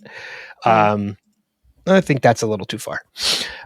Oh yeah, because we see Jamie come into the office, he's like wearing like, I guess, boxers. I like it that or he boxer comes briefs. in, and if Keely's there, he will stop and he will say, "Hi, Keely," and then he'll go on. Like he has some kind of deference to Keely that's just never going to go away. So the book he's reading is Football Against the Enemy. Thank you. By Simon Cooper. Kuper. He reads a lot of sports books and a lot of coaching books. He's a reader. Yeah. He's a chess player. Beard is incredibly intelligent. And I love, the more we see it, the more I love the fact that he remains a mystery. I'm actually, like, the more I think about it, the more I'm glad that his backstory doesn't get revealed until literally the penultimate episode. Yeah, I do too. You know what? And it was perfect the way that it was. And golly, I need more of this show. I'm not, again, we're not saying what his backstory is for anybody who hasn't watched. We're just saying you gotta wait a while. Enjoy the mystery of Coach Beard, because you're going to get it for a while. Hours. Oh my God, that episode. Can't wait. I think that's 3 episodes away. Can't wait. That's such a great episode. Anything else before we dive into spoiler territory? No. Okay. All right. So then with that being said, if this is your first view and you want to avoid spoilers, we're going to take a short couple minutes to talk about them. Just check the show notes to find out when we come back and we talk about favorite quotes and feedback and all that fun stuff. All right. So what do we want to start with in the spoilers? We can talk about the Nate. Rebecca and Sam stuff. All right. Let's talk about Nate. So as I mentioned earlier on, when I see Ted push Nate to the side, we see later on that, like, when Nate gives him that whole spiel about, like, you forgot about me, I can kind of see where he's coming from more and more as we watch this. I can see more and more where Nate is coming from. But there was a way to deal with it. Oh, I'm not saying Nate is correct. No, the way that Nate dealt with it was so awful that I think it put the team back. It set them back. Well, and I also think it's kind of a hard pill for Nate to swallow in that Nate gives Ted that whole spiel, still goes out to the pitch, but kind of takes, if you remember, Nate doesn't stand up front with the coaches after that moment. He sits. He's in the back sitting. I think maybe he gets a red card or something, and that's why he has to sit. I can't remember. But when they win the game, he's in the back sitting. He doesn't go out and celebrate with the rest of the he has already left the team. In his head, yeah, he's already right. done. Exactly. He's already. We all have those moments. I mean, I just switched jobs from one district into another, and there was a moment that I knew I'm not going to work here one more second. But I think also at the same time, Nate kind of sees that they won without him. Like he took a backseat and wasn't really playing a part in this win, but they still won. Yeah. That's a hard pill for Nate to swallow. Well, because it's only going to make it worse. Right. And we see that he becomes a worse and worse version of himself for most of season 3. A good portion of season 3. Yeah. He's intolerable, actually. It's not until, I think in season 3, it's not until he sees that to Rupert, he's nothing more than just an employee. Because he feels like he's being mentored. He feels like whereas with Ted, he wants to be mentored by Ted, and he feels he's not. Rupert, he feels like he's being mentored, and in fact, he's not. It's kind of like when you have that last relationship before you meet the person that you're going to be with for the rest of your life. You realize what you were missing. Yeah. You realize exactly what you don't want in your life. And you realize what you were missing from before. Yeah, exactly. And that's just that's exactly what Nate goes through. Yeah, it is. It's a relationship. He has good things with Ted, but doesn't realize it until he has a worse version of it later with Rupert. Yeah, I feel like him and Rebecca could go out for lunch and like have a really good conversation about Rupert. Yeah, I could see that as well. We talked a little bit about, Sam and Rebecca, and God, like I'm so happy we don't have to talk about like hiding who the around identity. it. Yeah, we're not. Yeah, me too. But now, like, we have to like the what only a stuff great that reveal. Yeah, because up until now, we all think it's Ted. Because that's what they're leading us to believe. Exactly. Yeah. So, it's how interesting would it have been if it was Coach Beard? Oh, that would have been terrible. They never would have even connected on banter. Are you kidding me? No, but I'm just thinking wildly different. I'm just thinking the literary references were maybe could have hinted more towards Beard. And maybe that was something they were actually doing and we just never picked up on it. Oh, maybe. Yeah. Well, if we did, I really didn't pick up on it. No. Well, no, because I think we automatically equated Beard with Jane. Okay. I mentioned this earlier too about how like that is a toxic relationship right now, but the more we see Jane and Beard together, after Beard After Hours in particular, we start to realize how alike these two characters really are. Beard and Jane work together because they are both so wildly dysfunctional that somehow when they're together, they even each other out. Yeah. They lean hard into the crazy. It seems very toxic at this point. And I've heard many people say that Jane and Beard is toxic. Oh, but 100%. But it's weird because they're toxic on their own. They're toxic individually, but together they work. They oddly work. Yeah. I mean, you can see individually how each is not right for the other and how Jane's crazy, but we also know Beard's crazy. And we really learn that Beard is real crazy in Beard After Hours. Yeah. Jane's crazy is Beard's kind of crazy. Yeah. And Beard's crazy is Jane's kind of crazy. Right. Like I love the end of this episode after Higgins says his piece about it and Jane jumps out and scares that scares Beard, Yeah. which is appropriate because Rebecca says earlier, like, oh, I've seen her kind of just like hiding in the shadows in the parking lot. Like we see her jump out, and she says to Beard, like, oh, he's eye candy, but the more you get to know him, you find out like he's just stupid. And Beard visibly relaxes. Yeah, he takes a breath. And then she switches his hat. She takes off his baseball cap and puts the hat on him. And he's like, "To Oliver Twist." Like, it's a to Oliver Twist.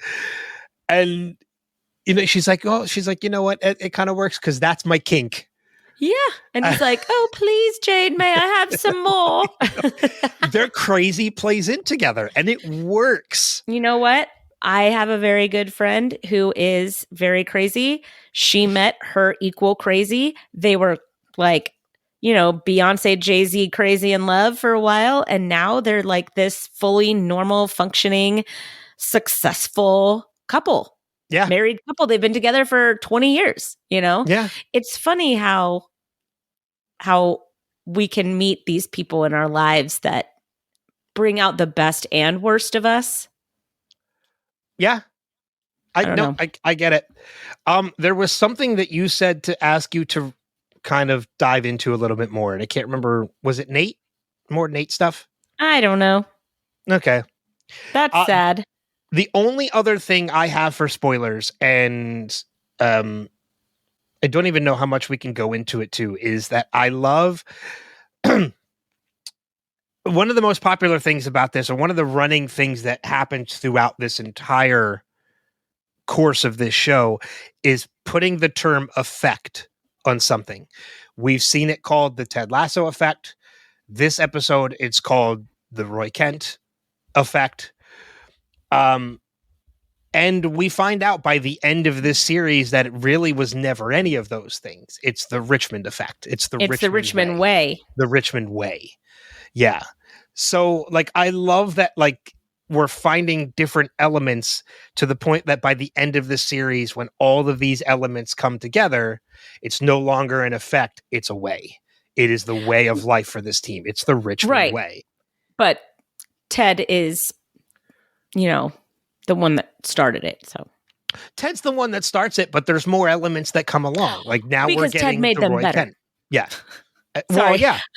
Ted to me is, if Ted never joined Richmond, they would never have the Richmond way. No. Roy Kent would have never come back as a coach. He would have retired. Jamie Tart would have been an asshole, and probably he would have done the ecstasy for a year. Yeah. Episode, whatever that was.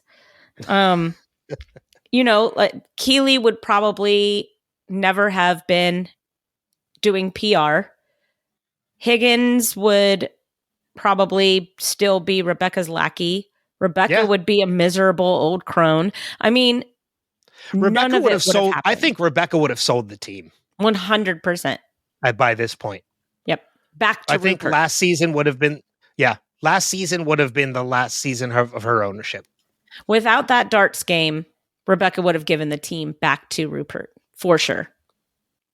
Just because she was still so attached to him with all the years of abuse that she had sustained from him. Yeah. I see it. So, yeah. I did have one other thing. What was it?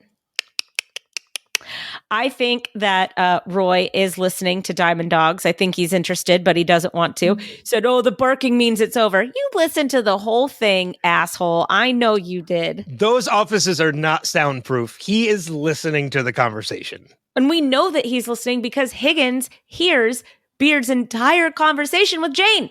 Yep. Yeah. You know what I mean? Roy he's kind of an outside Diamond Dog at this point.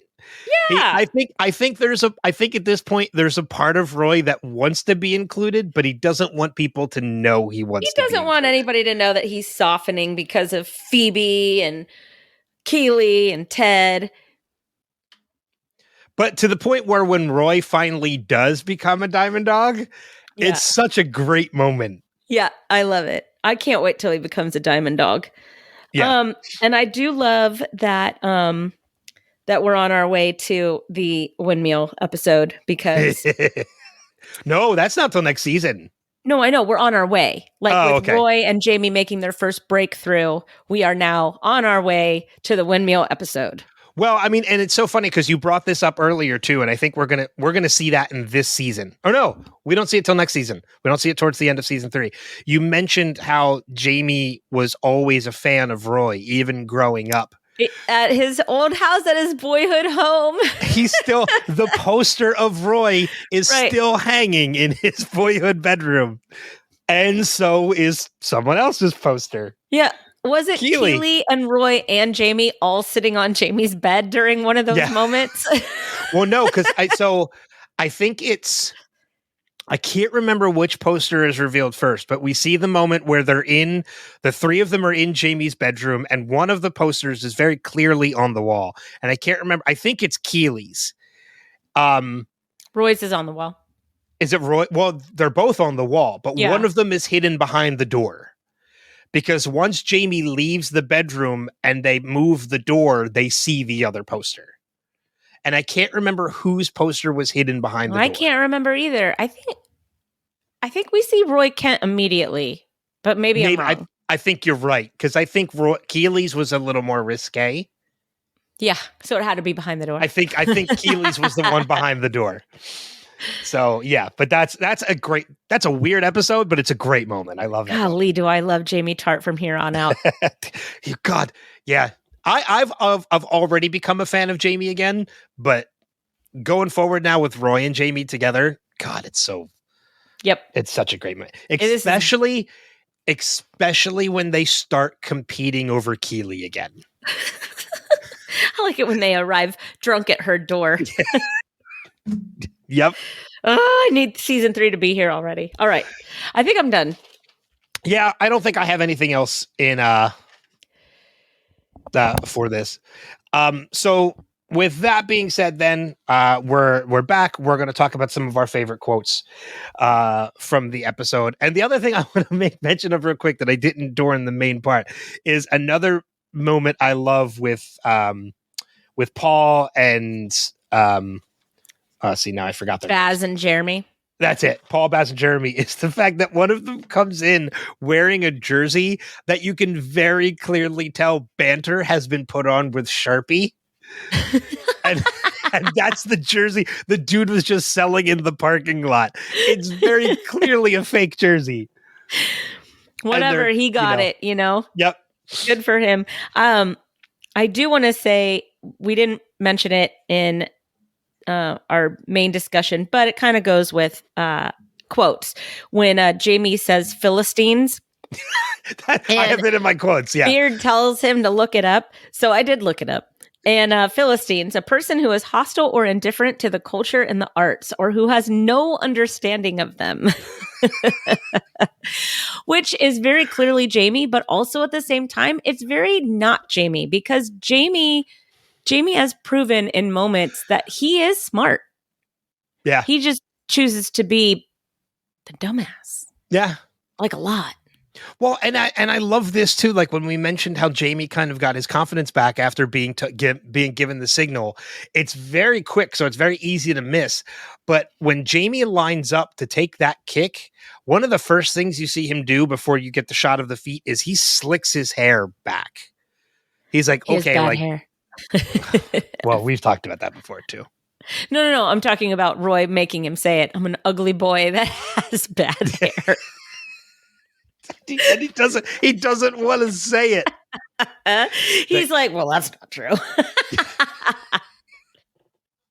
But getting into some of our favorite quotes, I'm trying to build bridges here. You couldn't build fucking Jeff Bridges.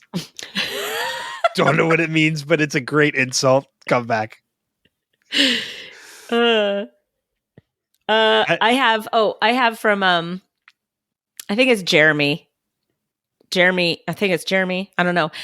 I will channel my rage and enthusiasm into ways to help my community. May gives him the looks about wanting to burn the bar down. Right. I mean, we got what? I mean, what we got? David's versus Goliaths, right? You know, Rockies versus Apollos, Steve Weaves against Billy Mitchell's. What's another one, Coach? Pearl Jam versus Ticketmaster. Classic battle of art versus commerce right there. Which is still happening. Fuck Ticketmaster. You love Ticketmaster? No, I said fuck Ticketmaster. Okay, good. I was like, what is happening? What else do you have? Oh, do you not have any more? I have so many, but I can't remember them because I didn't write them down because I'm an idiot. So I'm looking through the transcript right now. Roy, you're not going to like this, but right now, Jamie here is being the mature one. It's true. I'm being super mature, you big dumb Harry. You big dumb Harry baby twat. That entire scene is quote worthy. I mean, that's the clip. That's the clip at the beginning of the episode. Yeah, it's just the best. You fucked him up. Okay, expound. You've made him a team player. You've got him to pass and shit. And in doing so, you've made him average. Because Jamie, deep down at your core, you're a prick. Hey, Roy, you know you're paid to coach the whole team, right? No, that's fine. Just take 4% off my paycheck.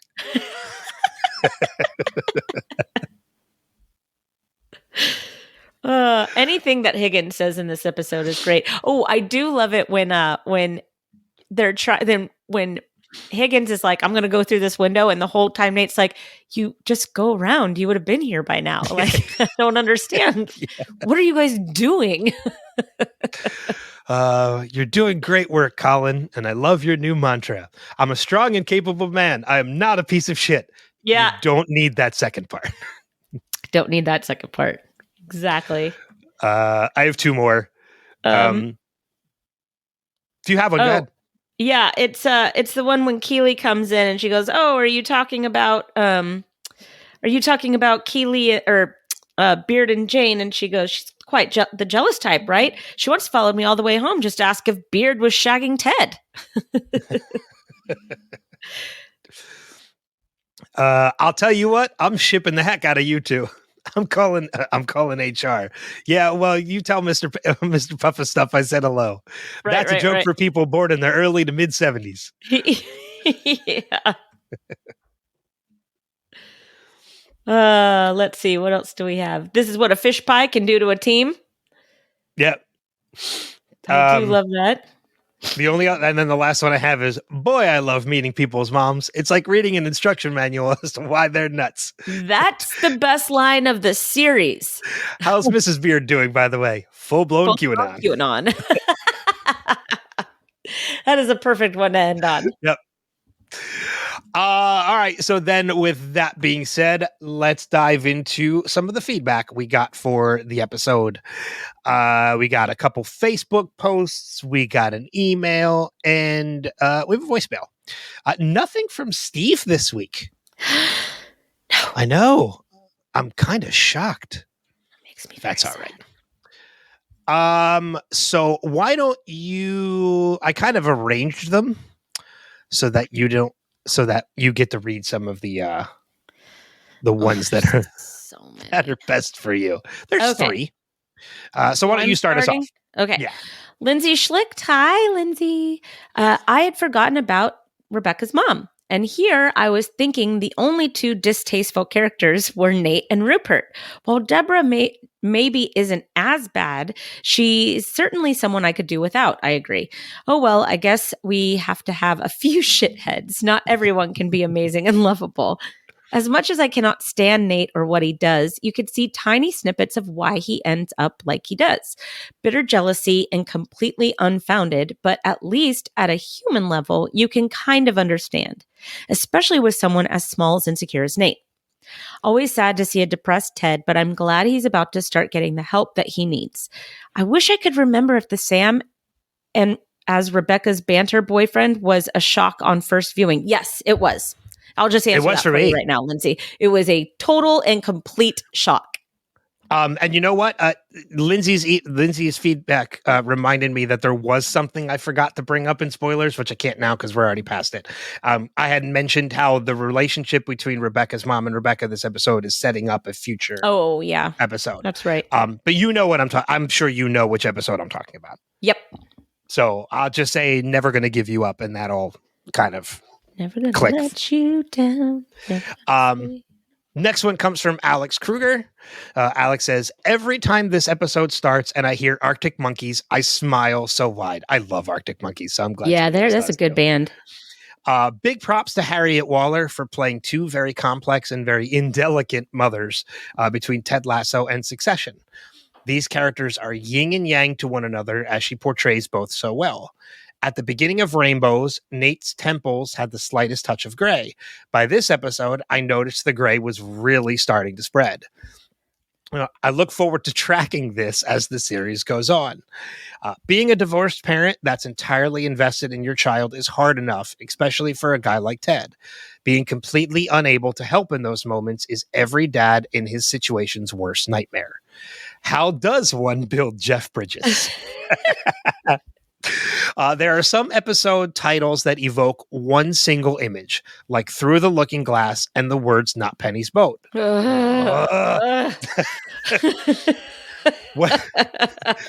I saw that hits us both very hard, Alex. Like both of us. When I saw this week's title, all I could think of was the coaches flipping the bird. This show captures panic attacks so utterly well. It doesn't oversell it or overplay it, but really conveys the inevitability to control your internal battle. And lastly, I find it so interesting that Roy gave Nate a very heartfelt congratulations after privately giving him credit to Rebecca, but Nate is so much more interested in the Twitter versus love. That's a good capture. I didn't even think about that. And for what it's worth, I'm totally team rom-com, especially if it's heavy on the com. Maybe one day my comments won't be so long. Today is not that day. My apologies. No need to apologize. I loved it. Yeah, you did a good job. Oh, Not Penny's Boat. Ouch. Do you know I've been following it, but there is a lost documentary coming soon. Yes, I did know that. Somebody, I think it might have actually been Alex. I can't remember. Somebody sent me the link to it. No, I think it was Des. Sorry. And I started liking the page, and I've been following along with that documentary, and it seems like it's coming along. And a lot of the people that are involved, like Terry O'Quinn and Michael Emerson, and like there's a lot of people that are involved in this doc. Sounds like we're going to have to go back into the Lost universe. We might. Maybe by the time we finish season 3 of Ted Lasso, that doc will be out and we can talk about it. Yeah. So, okay. Last piece of written feedback that we have is from Dave. Greetings all. He loves to say that. Hi. First off, apologies for not sending in feedback for last week's episode, Rainbow. I forgot to do my feedback in time. Regarding the rom-com aspects of that episode, there are so many reasons that I should not have liked that episode because I also am not overly fond of rom-coms, but somehow Ted Lasso pulled it off. Even my own husband was against me. I am not sure if this is because Ted announced what the theme would be in the team meeting with his rom-communism, or maybe it's just the magic of Ted Lasso, but they really pulled off all of the many, many references throughout this episode, especially Roy's journey to the stadium. I think Ted Lasso may be the only show that could have pulled off that type of episode. Wow, he said episode a lot. And made it so endearing and wonderful to watch. That said, I really enjoyed The Signal. The HR Puffin stuff, thank you, reference. Roy still resisting the Diamond Dogs. The dichotomy of Nate and Roy's coaching styles. The way Jamie tries to win over Roy is fantastic. I'm an ugly, ugly boy. Ted finally talking with Dr. Sharon. Can't wait to hear your insight and all the drops. Keep up the great work. Thanks, Dave. And Dave's even on my side for rom-coms. Oh, yeah. Listen, I get it. I know I'm in the minority. I doesn't change my opinion one bit. You don't care. I don't care. It doesn't bother you at all. It really doesn't, which is interesting. Yeah, it's all right. You stand by your convictions. I do. But thank you, everybody, for... Oh, we have a voicemail. Almost forgot. Yes. We have a voicemail from our friend Jason. So let's play that now. Hi, Ben and Kristin. This is Jason in San Jose providing feedback for The Signal. Since I'm going to be out of town for most of the week, I'm going to make this one a short one. There was a short clip that I wanted to play in my feedback for Carol of the Bells, but I wasn't sure what your thoughts on Last Christmas were. So anyway, after hearing that episode, your thoughts are the same as mine, and I wanted to play this little 15-second clip here. Hold on. You know what? Hold on. Stop. Bobby, stop. We were going to do a swing and lounge version of Last Christmas by Wham, but that song sucks. Next tune. Anyway, on to the signal. So many great things in this episode. The Diamond Dogs getting to talk about Beard and Jane's toxic relationship, the back and forth between Roy and Jamie, and letting out the prick. I really love that. And the signal, that was especially fond for me. My wife and I have this fun little game of trying to surprise each other with that same signal in a loving way, whether it is in person or via text or something. It's a fun little game that we play. So when we saw that come up in the episode, we were rolling. On a serious note, seeing Ted's panic attacks in this episode is what really ties me to this. I go through a lot of panic attacks and have had some in recent memory. And so this was a particularly heavy episode for me to watch, just seeing him finally ready to ask for help.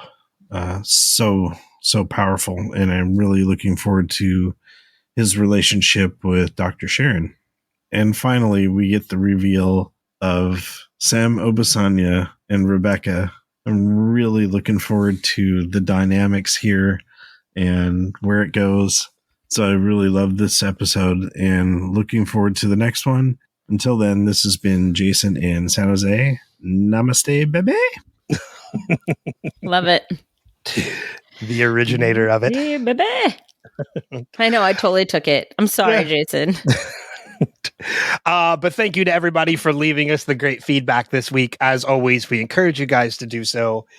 Easiest ways to do it, go to revisitedpod.com. There you'll find links on where to subscribe and listen and all that fun stuff. Or you can email us directly, either in an email or a voicemail, to feedback@revisitedpod.com. And you know what? Because we threw out the whole rom-com debate and people answered it, I'm going to throw out another one. Let us know a music festival that you enjoyed going to, since we kind of spent some time with that earlier. Just like throw a name out there, you know. Hot music festival talk. Yeah, there you go. I'll tell you right now, my bucket list festival that I really want to go to is Bonnaroo. I've never been to Bonnaroo. I want to go to Bonnaroo. I'm like 6 hours away from Bonnaroo. I need to go to Bonnaroo. But I hear Bonnaroo has gone the Coachella way lately, which is why I have not gone. Jazz Fest has been my favorite festival that I've gone to in the ever. And original Coachella. Those are my ones. But Coachella is a shell of what it used to be now. There's one coming up that I got invited. A friend of mine asked me if I wanted to go, and I would love to go, but it's 4 days, and like I don't think I could ever. I can't afford it because you have to pay. Like you got to put yourself up for for everything, and it's in Daytona, Florida. But the lineup is freaking. It's one of the craziest lineups for a rock festival I've ever seen.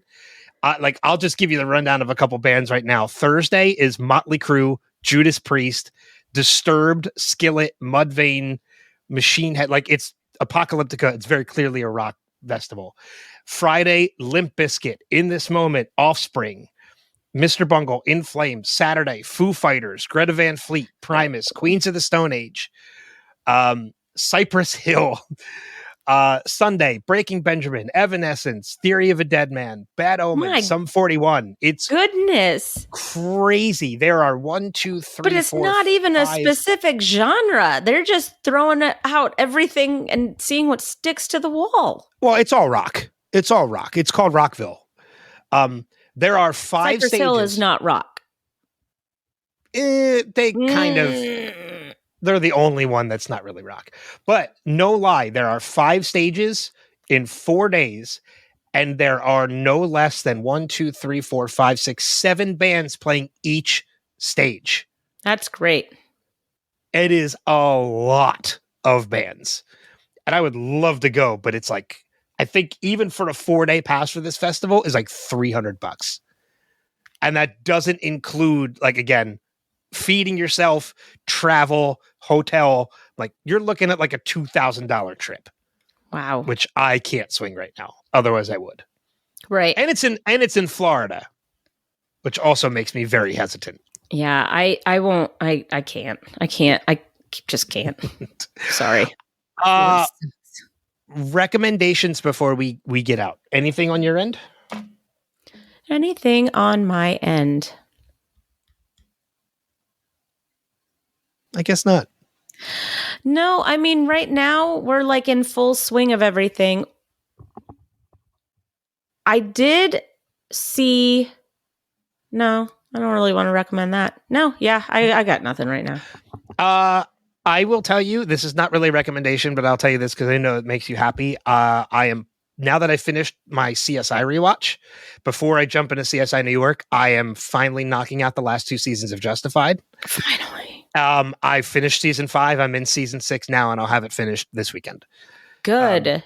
I heard one of the best lines I have heard in the course of watching this series, so much so that I posted it to Facebook and people knew exactly what I was talking about. Which one was it? It was, I am so hungry I could eat the ass out of a low-flying duck. And of course, it was a Boyd Crowder. Boyd Crowder is the best. He has the very last line of the show. Boyd Crowder, of the series. My love for Boyd Crowder, especially in seasons 5 and season 6, has made me realize that Wilhelm will have an episode coming up of the top 5 favorite TV villains. Boyd Crowder is one of them. Because Boyd Crowder is on that list. Yes. 100. He's one of my all-time favorite TV characters. I mean, he's Boyd Crowder. Walton Goggins plays this character so brilliantly that the fact that he never received an Emmy for it makes me angry. Brilliantly and he is such an intelligent character. Oddly, because of like the way it's portrayed, but the way he just speaks is just so fucking riveting, and I love it. I love Boyd so much. He's like a cult leader. Yeah, well, and he kind of is for a while. The only recommendation I will mention though is that the same day this episode releases is also the same day that Wilhelm's top 5 favorites of 2023 episode also releases, in which Kristin is also a part of that one. Yes. So go over to wilhelmpodcast.com and give a listen to that episode. You're going to hear me, Kristin, and my friend Brandy. We're going to reveal our top 5 favorite TV shows and top 5 favorite movies from 2023. So go over and give that a listen. And then subscribe to Wilhelm while you're there. So And any other final notes? I do. I have one. We haven't done this in a while, and I'd like, if you've been listening to us and you really like us, tell your friends about us. Word of mouth is the best promotion. Yeah. Tell your friends that there's this Ted Lasso rewatch podcast and that it's fun, because I feel like we've been having a lot of fun with this. We've been staying on track with our timeline. So we've far. got a nice format. Yes, like us, review us, whatever, but just tell somebody if they're looking for a good podcast and you enjoy us, have them give us a try. I had a friend of mine, actually, going back to the Brett Goldstein thing real quick, that I haven't seen since, I've seen him randomly since high school, but I actually had a friend who was at the Brett Goldstein show, and we were both up in the mezzanine. We were messaging each other like, oh, like I'm here too. And then I was like, where are you sitting? I'll come and find you after the show. He's like, we're in the mezzanine. I'm like, oh, so am I. He's like, I'm in mezzanine 4. I'm like, oh, I'm in mezzanine 1. I'm on the opposite side. So we started waving to each other across the building. So before the show started, because we started like 10 minutes, he actually came over. Like, he saw me, he knew where I was at, came over, and we started talking. And then after the show, we were messaging each other. And he's like, hey, I know you podcast. So if you ever do a podcast on Ted Lasso or Friends or anything like that, he's like, yeah, you got to let me know. I'm like, dude, I've been podcasting on Ted Lasso for like months now. Yeah. He's like, really? He's like, send me the link. So I send him the link, and he's going to start listening. Awesome. So I love when we still get new listeners. So it's a lot of fun. Yeah. So I will reiterate Kristin's note there. Tell your friends about us and go on and give us a review online because that really helps us too. Mm-hmm. That helps new people to find the podcast. Yeah. So if you're listening on Spotify or Apple or iTunes or whatever, go on and leave us a review because it really helps us out. You can leave reviews on the website as well on revisitedpod.com. Mm. So find a spot and leave us a review because it really helps us. But I think with that said, anything else on your end? Nope. All right. With that said, then next episode is, and you know what? I had it written down, but then I closed my book. Season 4, episode 7, titled Headspace, which will be the next episode that we're going to discuss. I wonder what that's going to be about. I don't know. I think Me neither. I think it's about Nate's Mini Cooper. Ah, yes, because there's not a lot of headspace. There's not a lot of headspace. Yeah. And see, I thought maybe it was just going to be about the pub. Oh yeah, and how they pour their beer. Yeah, I mean, they got to leave space for the head in the glass. Right, exactly. The head of the ale. We're professionals here, people. We're ridiculous. Yeah. All right. With that being said, thank you as always. Thank you for listening, subscribing, all that you guys do. But until next time, we'll see you guys back out on the pitch. Take care. Goodbye. Namaste, baby. Namaste,